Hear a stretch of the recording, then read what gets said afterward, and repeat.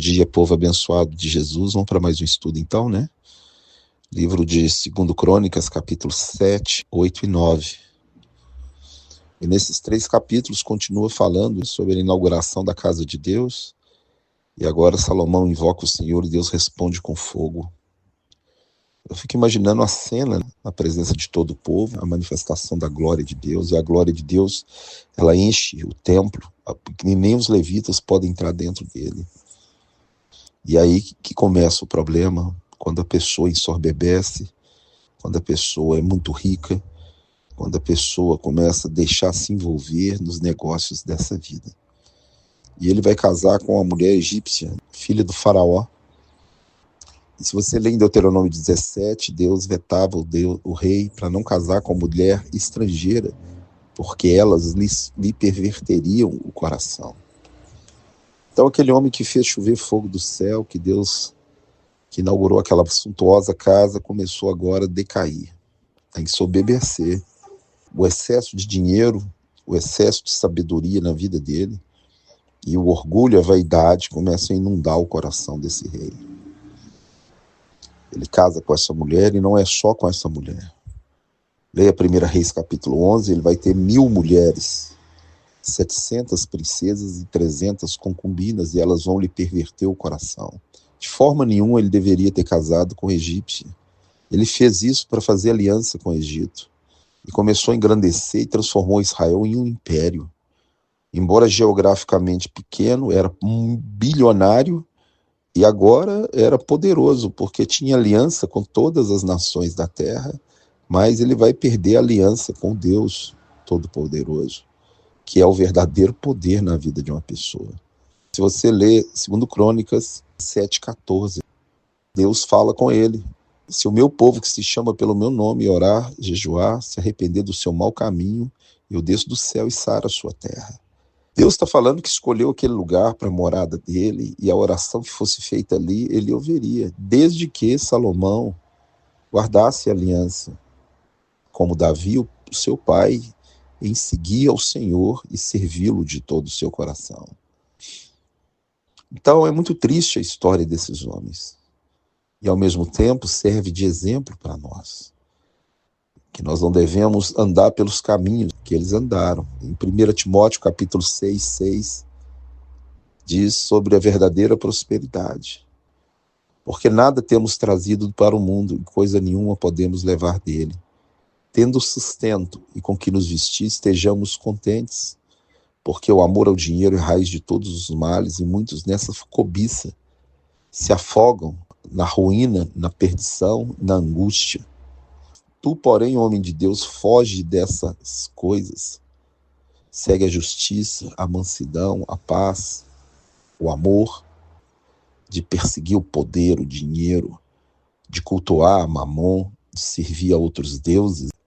E Deus fala com Salomão que se o povo andar certo, se ele andar certo, toda oração que fizer naquele lugar ele vai ouvir, vai dar descanso, vai destruir os inimigos, vai trazer paz, mas se eles desviarem, andarem cultuando os deuses de outras nações, eles serão espalhados. E aquele lugar será o lugar de opróbrio, de vergonha, de tristeza. Então Deus, ele deu o aviso. E mesmo ele avisando, Salomão foi e construiu, leia 1 Reis 11, altares, santuários, a rainha do céu, aos deuses das suas mulheres e até a Moloque. Moloque é sacrifício humano, ou seja, até permitir sacrifício de crianças, ele permitiu.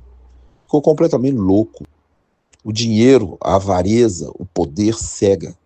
E o homem de Deus desce a ladeira, como muitos já desceram a ladeira no nosso meio, estão aí se engafinhando com suas loucuras. A maior curiosidade desse homem é que ele prefigura o anticristo. Presta atenção nos detalhes da Bíblia. 2 Crônicas, capítulo 9, verso 13, fala que o peso de ouro que Irão trouxe para Salomão foi de 666 ciclos de ouro. Presta atenção. Esse número te lembra alguma coisa?